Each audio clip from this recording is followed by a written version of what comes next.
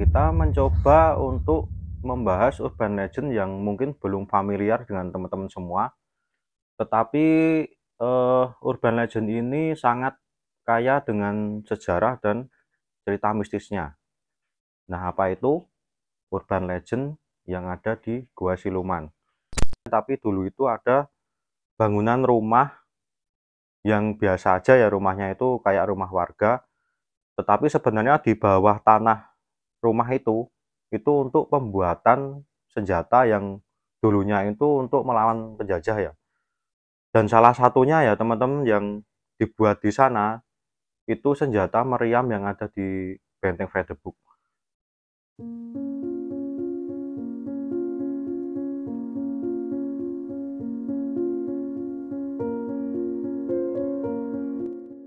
Bismillahirrahmanirrahim. Assalamualaikum warahmatullahi wabarakatuh. Kembali lagi ya teman-teman di Maskur Channel, dan untuk podcast kali ini kita berbeda ya teman-teman, karena saya dan tim Maskur Channel ingin berpartisipasi dan untuk meramaikan acara FKY 2022 ya, yang itu Festival Kebudayaan Yogyakarta dengan tema Urban Legend di Jogja, dan kita ikutnya di podcast kisah mistisnya. Nah, untuk kali ini saya sendiri ya teman-teman, atau monolog karena tidak ada narasumber. Nah, kenapa tidak ada narasumber? Karena saya tadi sudah survei ke tempat yang akan kita bahas kali ini. Tadi saya sudah bertemu warga sekitar, tetapi karena keadaan narasumbernya yang tidak mau untuk diajak podcast, karena beliau bilang sama saya kalau tidak terbiasa ya di depan kamera dan tidak bisa ngobrol lebih lanjut. Jadi tadi beliau menyampaikan apa yang di lokasi itu seperti apa, dan beliau minta disampaikan kepada teman-teman semua apa yang diceritakan beliau tadi. Dan di podcast ini saya dan tim mau membahas salah satu urban legend di Jogja. Nah, mungkin teman-teman sudah familiar ya dengan urban legend di Jogja, seperti contohnya rumah Pocong Sumi, ada rumah Kentang, rumah Selokan Mataram, dan sebagainya. Nah, kita mencoba untuk membahas urban legend yang mungkin belum familiar dengan teman-teman semua, tetapi urban legend ini sangat kaya dengan sejarah dan cerita mistisnya. Nah, apa itu urban legend yang ada di Gua Siluman? Nah, mungkin teman-teman belum banyak mendengar ya untuk Gua Siluman ini. Jadi saya dan tim membahas yang belum pernah familiar untuk teman-teman dengar ceritanya. Nah, sebelum ke pembahasan utama, jadi saya ceritakan dulu ya apa urban legend itu. Mungkin teman-teman belum banyak yang tahu ya. Jadi urban legend itu sesuatu cerita yang dipercayai itu sebagai benar ya, cerita benar, dan itu bisa disampaikan melalui lisan ataupun yang lainnya. Nah, apa yang disampaikan melalui lisan? Lisan itu bisa ke mulut atau teman ke teman, bisa juga ke keluarga dan ke keluarga.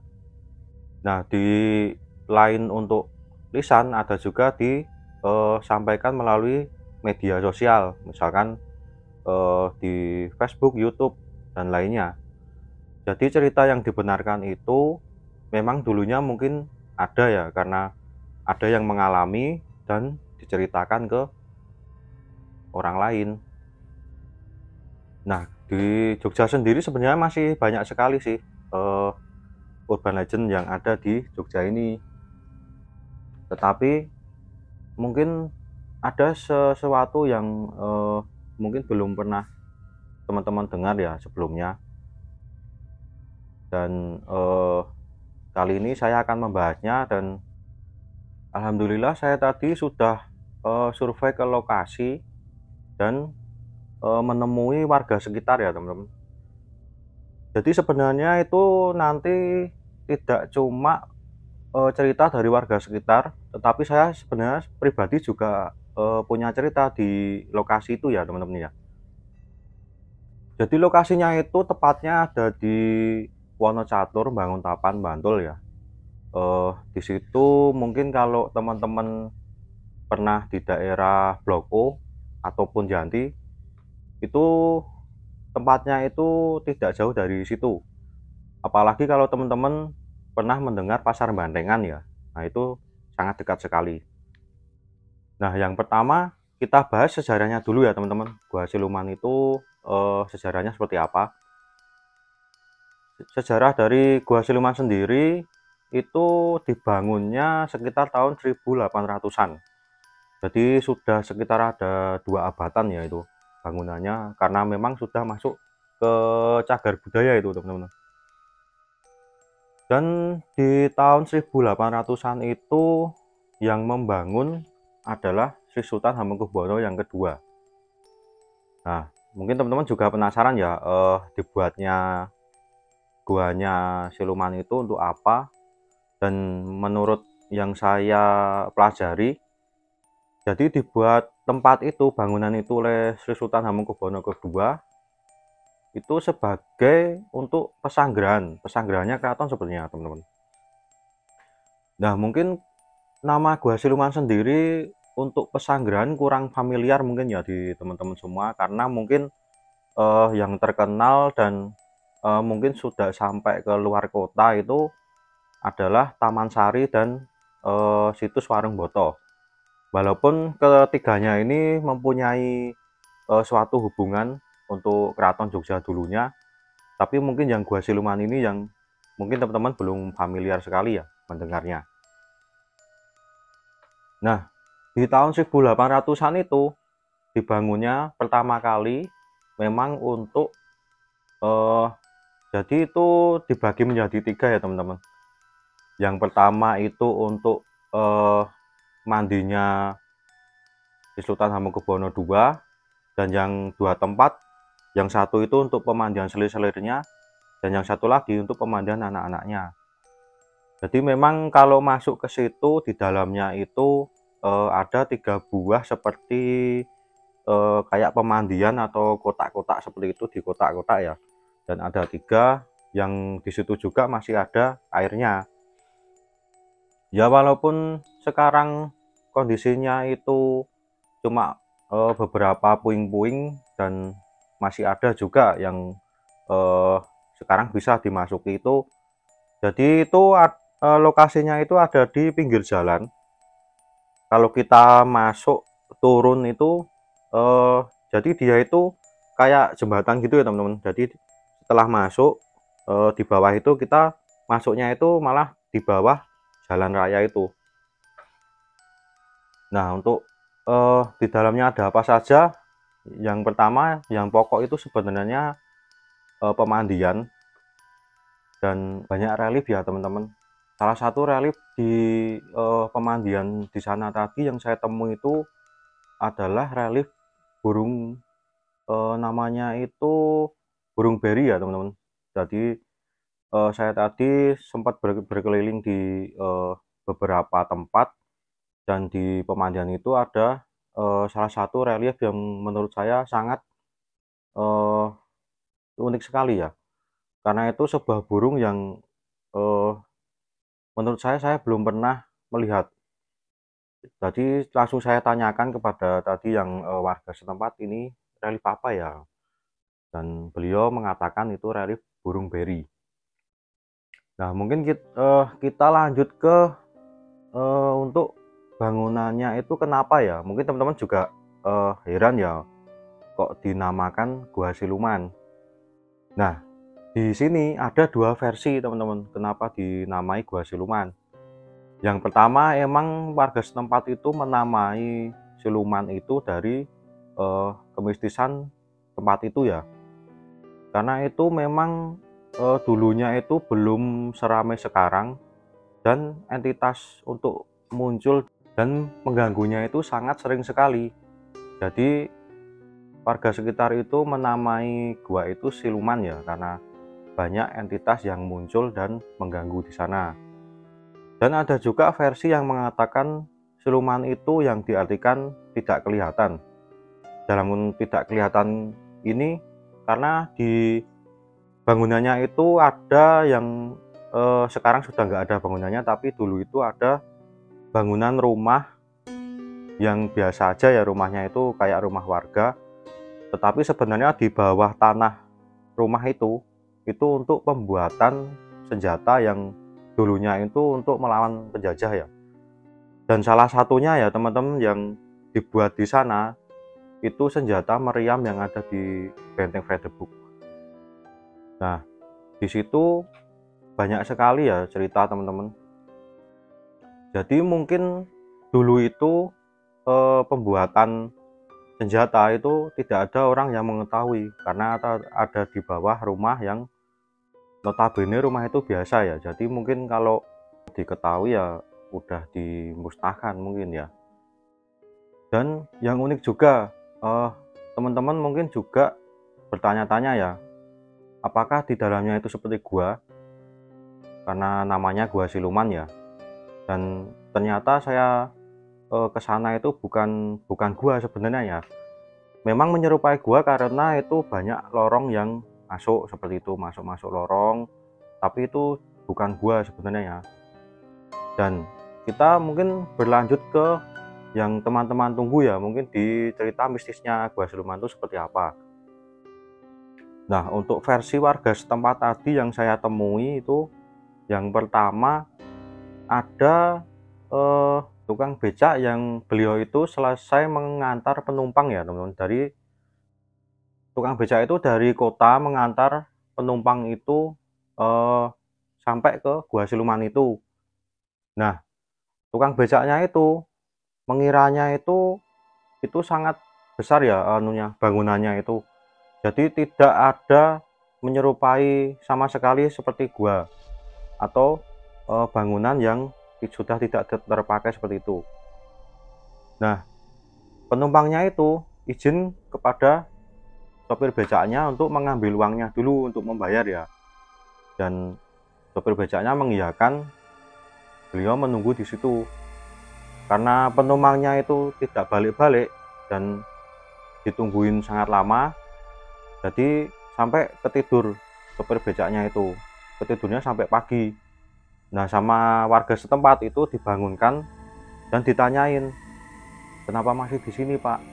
Dan sopir becaknya itu mengatakan kepada warga setempat kalau menunggu penumpang yang diturunkannya di Gua Siluman itu.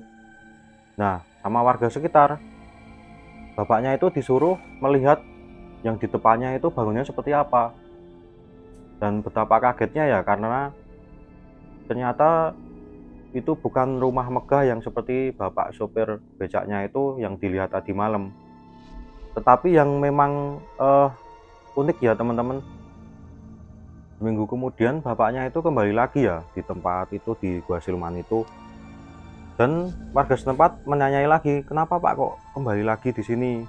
Dan ternyata bapaknya sopir becak itu menceritakan ya, kalau dalam seminggu itu setelah ditumpangi itu becaknya itu sangat ramai sekali teman-teman. Jadi sangat banyak penumpang yang tidak biasa ya sebelum ada kejadian itu. Dan itu juga sama, kejadian juga pernah dialami oleh sopir dokar juga seperti itu. Mengantarkan kalau ditanya itu ada nona-nona cantik yang dari kota itu mau pulang menuju ke desa. Nah, di situ juga sama, penumpangnya itu mau mengambil uang dulu. Sampai pagi ditanyain juga sama. Dan dalam seminggu pun juga sama juga seperti itu, teman-teman.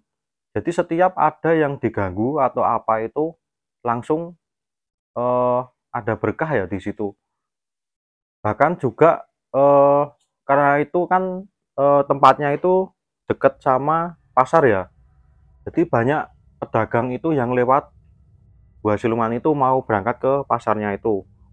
Nah, di situ juga sama. Jadi sosok di situ itu banyak yang seperti, Pak, Bu, beli ya gitu. Tapi sosoknya itu nggak ada, cuma ada suaranya aja. Nah, mitosnya di sana itu kalau pedagangnya itu melihat makhluknya ini, itu dagangannya pasti kalau di pasar itu sangat laris. Jadi mungkin ini teman-teman ya, jadi kata warga setempat tadi, banyak pengunjung yang datang untuk penglaris dan sebagainya, karena ada cerita seperti itu ya teman-teman. Dan warga setempat tadi juga menceritakan tempat itu ya nggak banyak sih, tapi ada beberapa yang dari pengusaha, dari pedagang itu ke situ untuk berendam, dan juga bisa dibilang itu untuk bank sial supaya dagangan dan usahanya itu makin laris ya teman-teman. Nah, mungkin itu cerita dari warga setempat ya. Kalau untuk saya pribadi sih, umur sekitar 5 tahun atau 6 tahun itu pernah sama kakak saya itu ke Gua Siluman ini. Nah, memang di sana itu kalau saya ya, sosoknya itu memang belum berbeda sama sekali sampai saat ini. Jadi yang menonjol dan dari dulu kecil itu menemani saya waktu main di Gua Siluman itu sama kakak saya, itu sosoknya itu perempuan yang, maaf tadi saya sudah komunikasi lagi, tapi beliau tidak mau diceritakan namanya, tidak mau divisualisasikan juga. Tapi yang ini sih yang bikin saya unik itu, dari kecil sampai saat ini itu memang sosoknya itu tidak berubah sama sekali ya teman-teman. Dari pakaian, dari maaf mungkin saya visualkan sedikit, beliau itu memakai ada konde di sini dan pakaiannya itu memakai kemben seperti ini.